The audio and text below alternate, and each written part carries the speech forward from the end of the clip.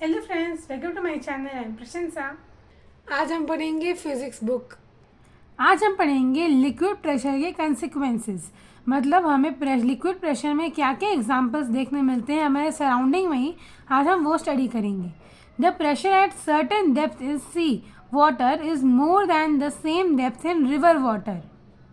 सी water के पानी में जो गहराई होती है वो रिवर वाटर वाले पानी में गहराई से ज़्यादा होती है। ऐसा क्यों होता है, वे हम रीज़न देखते हैं। The reason is that the density of water is more than the density of river water. Sea water में जो डेंसिटी होती है वो रिवर वाटर से कई गुना ज़्यादा होती है, इसलिए वो ज़्यादा डीप होता चला जाता है। डेंसिटी ज़्यादा होती है मतलब रिवर वाटर सी वाटर भारी होता है, और जो चीज़ भारी होती है वो नीचे चली जाती है, इसलिए वो ज़्यादा डेप्थ में चला जाता है रिवर वाटर के अपेक्षा। The wall of dam is made thicker at the bottom.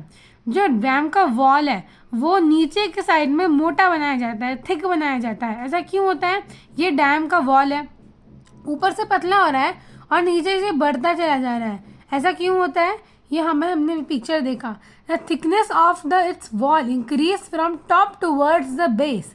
The reason is that the pressure exerted by the liquid increase with its depth. जैसे ऐसे लिक्विड जो है पानी नीचे की तरफ बढ़ता चला जाता है, उसका जो थ्रस्ट है, उसका जो प्रेशर है वो बढ़ता चला जाता है।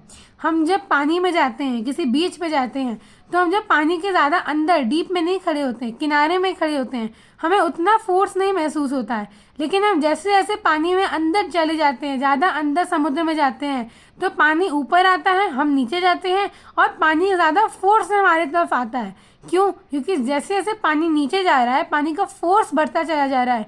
नीचे में एटमॉस्फेरिक प्रेशर ज़्यादा होता है इसी की वजह से, और ज़्यादा प्रेशर होता है तो हमें ज़्यादा मजबूती भी चाहिए, इसलिए डैम का ऊपर वाले हिस्से में पतला और नीचे वाले हिस्से में मोटा बनाया जाता है wall. The water supply tank is placed high. जो वाटर सप्लाई टैंक है उसको ऊपर रखा जाता है, सबसे ऊपर। To the supply in a town accordingly the tank to the store water for supply is made at the suitable height. The reason is that the greater the height of tank more will be the pressure of water in the tap of the house. Thus, the good supply of water, the height of the supply tank must always be few meters higher than the level with the supply of the maid. जो town होता है या colony में building होती है उस पर एक सूटेबल हाइट पे जो बिल्डिंग है वो ख़त्म हो जाती है, और हमेशा जो टैंक है वो उसके ऊपर रखा जाता है।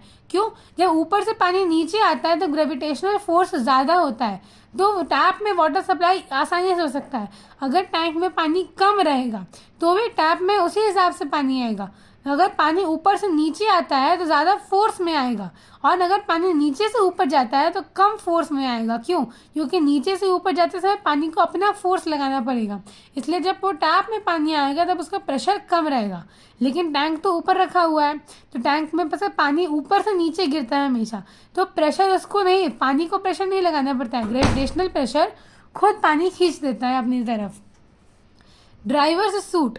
The sea driver need special protective suit to wear because in deep sea, the total pressure exerted by driver's body is much more than his blood pressure. To withstand, he needs to wear a special protective suit made from the glass reinforced plastic or cast aluminium. The pressure inside the suit is maintained at 1 atmosphere. अभी हमने जैसे wall of the dam पढ़ा कि नीचे जैसे जाते पानी में एटमॉस्फेरिक प्रेशर बढ़ता चला जाता है, उसमें करंट्स ज़्यादा आते हैं, इसलिए हमें वॉल जो है डैम का वो थिक बनाना पड़ता है। इसी तरह जब कोई आदमी पानी के अंदर जाता है उसको भी एटमॉस्फेरिक प्रेशर फील होगा जो उसके ब्लड प्रेशर से कई गुना ज़्यादा होता है, तो उसको एक सूट दिया जाता है पहनने के लिए, उसको बोलते हैं ड्राइवर्स सूट। ड्राइवर्स सूट किससे बनता है? ग्लास को प्लास्टिक के साथ एनफोर्स कर दिया जाता है, मतलब फोर्सिबली ग्लास और प्लास्टिक को मिक्स कर दिया जाता है, उसकी हेल्प से एक सूट बनता है। और वे कास्ट एल्यूमिनियम के जो लेफ्ट ओवर पार्ट रहता है उससे एक सूट बनता है, उसको ड्राइवर सूट कहते हैं। वो पहन लेने से जो एटमॉस्फेरिक प्रेशर है वो हमारे बॉडी प्रेशर के हिसाब से मेंटेन हो जाता है। The size of gas bubble inside the water. जो गैस बबल मतलब जो बबल्स होते हैं वाटर के अंदर जो होते हैं, it is noticed that the gas bubble formed at the bottom of the lake rises as it grows in size. The reason is that when the bubble is at the bottom, total pressure exerted on it is the sum of the atmospheric pressure and the pressure due to the water column above it. जब जो water bubble रहता है वो lake के नीचे part में रहता है और जब वो ऊपर आने की कोशिश करता है तब वो बबल बन जाता है, पानी नीचे है और जब वो ऊपर आ रहा है तो वो लहर, बीच में जाते हैं तो लहर रहती है, उसी को हम बबल बोल रहे हैं। तो बबल वो ऊपर क्यों आ रहा है? एटमॉस्फेरिक प्रेशर उसको ऊपर थ्रो करता है। वो दो ब्रीजेस होते हैं, सी ब्रीज और लैंड ब्रीज। जब सी ब्रीज इस साइड मूव करती है तब लैंड ब्रीज इस साइड आ जाता है। तो जब लैंड ब्रीज और सी ब्रीज अपोजिट डायरेक्शन में रहते हैं तब जो वाटर बबल रहते हैं, मतलब जो लहरें रहती हैं, वो ऊपर नीचे होने लगती है, वो ज़्यादा होती है। रात के टाइम में समुद्र का पानी बहुत ज़्यादा कूदने लगता है। क्यों? क्योंकि लैंड ब्रीज अपने पास से हटती जाती है। जैसे ही लैंड ब्रीज, जो ठंडी हवा है, गर्म हवा पानी के पास से हट रही है तो पानी को लेके हट रही है, कुछ ना कुछ तो वो लेके जाएगी, अकेले खाली हाथ तो आएगी नहीं, तो पानी को लेके जा रही है। इतना फोर्स से हवा जाती है कि वो पानी को अपने साथ उठा के लेके चली जाती है। According to Boyle's law, the volume of gas is inversely proportional to the pressure in it. Therefore, the volume of the bubble increases due to decrease in the pressure. Bubble grows in its size. When the bubble reaches the surface from the liquid, the total pressure exerted becomes minimum, just equal to the atmospheric pressure, and so the size of bubble when touching the surface becomes maximum. Transmission of pressure in the liquid in Pascal's law. अब हम Pascal's law में पढ़ेंगे liquid का transmission कैसे होता है pressure में जब रहता है लिक्विड तब। We read that the pressure due to liquid at the point on the liquid of density P at a depth h below the free surface is PHPG। Pressure निकालने का क्या फॉर्मूला है? PHPG, मतलब height, density और gravity. Obviously, the pressure difference between 2 points x and y in a stationary liquid will depend on the difference of the vertical height. मतलब जो heat रहेगा और जो हाइट रहेगा उस पर डिपेंड रहेंगे। जो भी पॉइंट दिया रहेगा, जो स्टेशनरी लिक्विड के डिफरेंस रहेंगे वो हाइट और हीट पे डिपेंड रहेंगे। लेकिन अब जो पॉइंट x है उसको प्रेशर के साथ इंक्रीज कर दिया गया है। The pressure at the another point y must increase. अगर एक पॉइंट इंक्रीज हो गया है और हाइट पे डिपेंडेंट है स्टेशनरी लिक्विड तो दूसरा पॉइंट भी इंक्रीज हो जाना चाहिए। This is possible if only the pressure exerted eight the point x is equally transmitted. ये जो लॉ है पास्कल लॉ तभी पॉसिबल हो सकता है जब एक्स और वाई दोनों पॉइंट इक्वली प्रेशर ट्रांसमिट कर रहे हैं, मतलब दोनों का हाइट इक्वल है। पास्कल्स लॉ क्या स्टेट करता है? Pascal law state that the pressure exerted anywhere in a confined liquid is transmitted equally and undiminished in all directions throughout the liquid. Pascal's law state करता है जब pressure exerted है liquid में, कहीं भी प्रेशर रहेगा तो वो किसी भी डायरेक्शन में जाए लेकिन पानी का जो रहेगा लेवल वो एक जैसा रहना चाहिए, तभी पास्कल्स लॉ डेमोन्स्ट्रेट हो पाता है। यहाँ पे हम एक एक्सपेरिमेंट देख रहे हैं। यहाँ पे पास्कल्स लॉ डेमोन्स्ट्रेट किया गया है। यहाँ पे बहुत पानी है जिसमें बहुत प्रेशर है। ये जो लाइंस देख रहे हो इतने प्रेशर, एटमॉस्फेरिक प्रेशर इसमें दिया हुआ है। अलग अलग ट्यूब निकाला गया है इसमें से, जिसमें से पानी बाहर आ रहा है, लेकिन ट्यूब का साइज़ भी एक है, ट्यूब का साइज़ अलग अलग है, लेकिन जो पानी बाहर आ रहा है उसका जो लेवल है वो एक तरीके से बाहर आ रहा है। ऐसा नहीं ये पहले निकल रहा है और बाद में निकल रहा है, ऐसा नहीं है। पानी का लेवल और निकलने का तरीका, किस डायरेक्शन में आ रहा है, किस कब समय पे निकल रहा है, कितना निकल रहा है, वो सब एक ही डायरेक्शन में हो रहा है, एक ही लेवल में हो रहा है। अब हम पास्कल्स लॉ का यूज़ कर सकते हैं इसमें। Application of Pascal's law. Pascal's law के एप्लीकेशन के लिए एक बहुत अच्छा हमें दिया गया है, उसको प्रेस, इसको बोलते हैं हाइड्रोलिक प्रेस या hydraulic jack. The hydraulic brakes are based on the Pascal's law.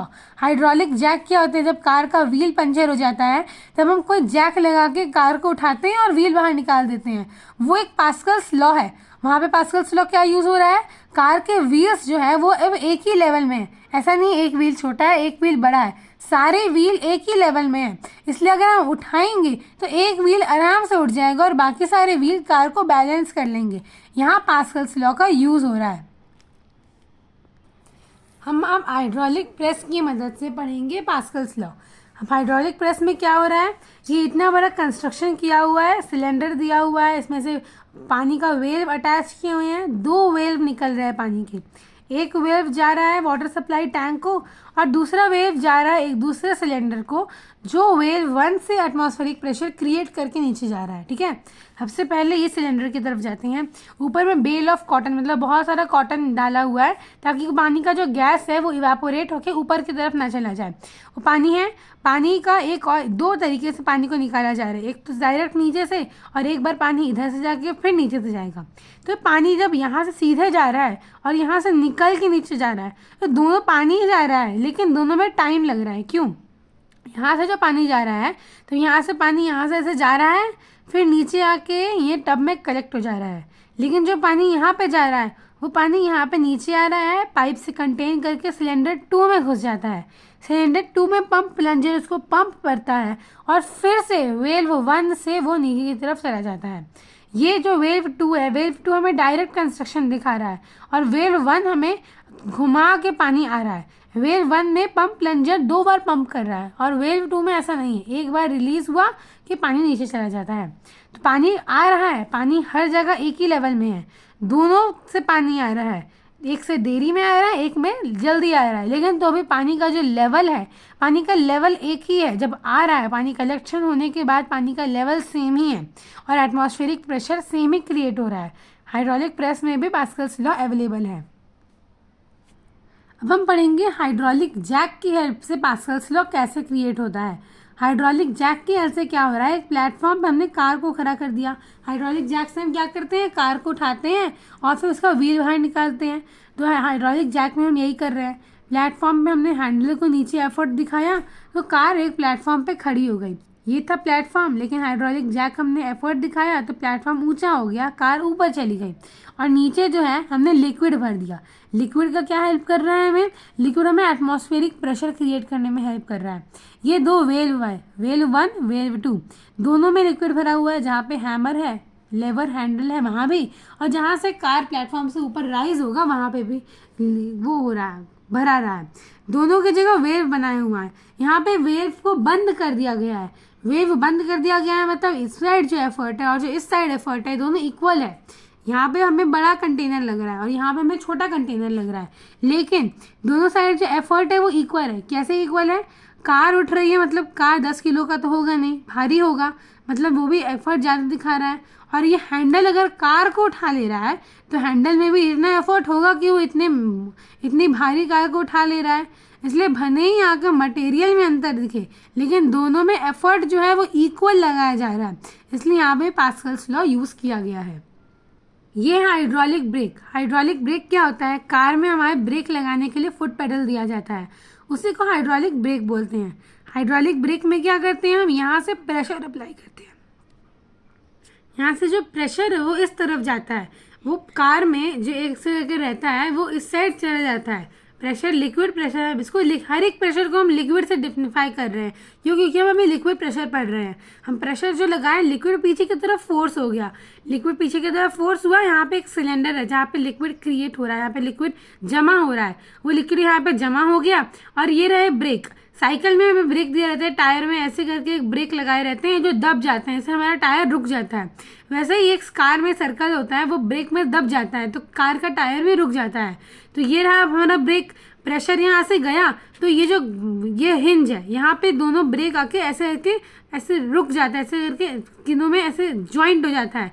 वो ज्वाइंट हो गया तो कार का व्हील भी रुक गया। तो यहाँ पे प्रेशर तो एक ही रहा ना, लिक्विड एक डायरेक्शन में आई, दोनों फ्लो जो है आई दोनों साइड से, यहाँ से भी आ रही है, यहाँ भी जा रही है, नीचे भी क्रिएट हो रही है। लेकिन जो ब्रेक इस साइड वाला ब्रेक और इस साइड वाला ज्वाइंट दोनों जब हुए तब एक ही टाइम पे ज्वाइंट हुए। क्यों? क्योंकि यहाँ पे पास्कल्स लॉ यूज हो रहा है। प्रेशर जो आ रहा है कहीं से भी आ रहा है, लेकिन जब वो पॉइंट पे पहुंच रहा है तो वो पॉइंट पे एक ही जगह पे पहुंच रहा है, तो वो साथ में पहुंच रहा है। अगर ये वाला लिक्विड धीरे पहले आ जाएगा, ये वाला बाद में आएगा, तो ये वाला हमारे टायर में छेद कर देगा या ऊपर ही रह जाएगा, तब ब्रेक नहीं लगेगा। दोनों साथ में आएंगे, ये हिंज मूव हुआ, जो स्प्रिंग पास में आया तब ब्रेक लगा। आई होप मैंने आपको पढ़ाया आपको समझ में आ गया है। तो कोई डाउट है तो मुझे कमेंट करके पूछना है, वीडियो को आपसे सब शेयर करना है। बाय।